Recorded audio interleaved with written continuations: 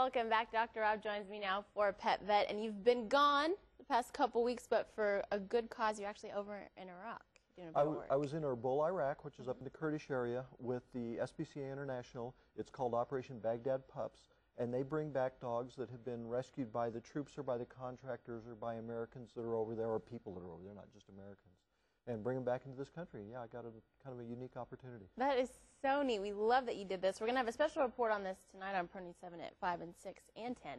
But we're going to see some video here in a second of some of the dogs.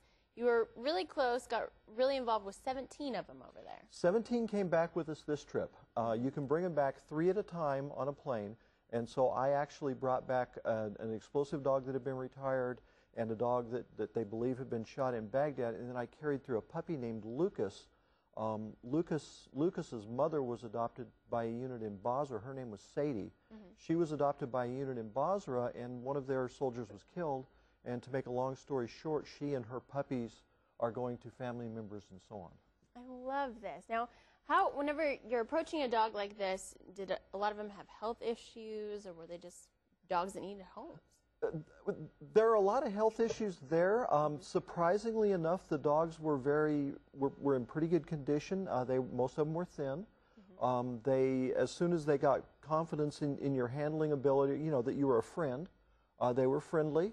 It really sort of reminded me of the Mustangs in the West, where the ones that had health problems have not survived and reproduced. Right. And so the ones there are pretty intelligent and pretty healthy and pretty sufficient. Now, who did you get closest to? The puppy named Lucas that I carried through. Yeah, I hand carried him from Erbil through Frankfurt into D.C.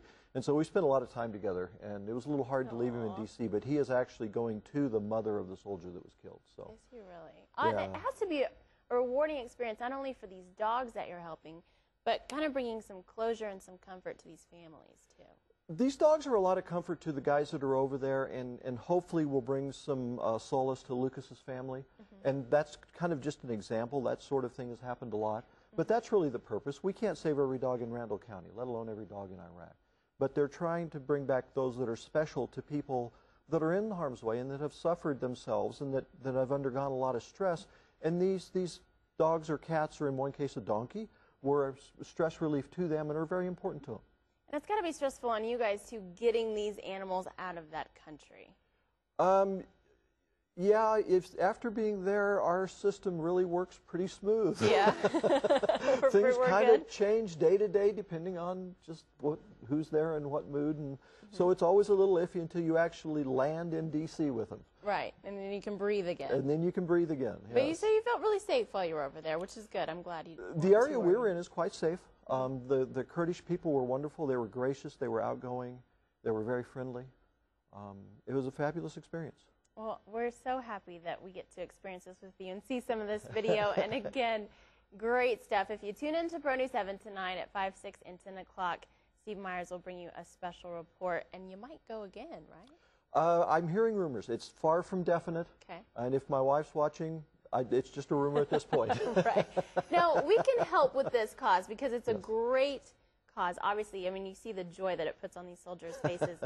Where can we go? What can we do to help further this effort? SPCA International has a good website, spcai.org.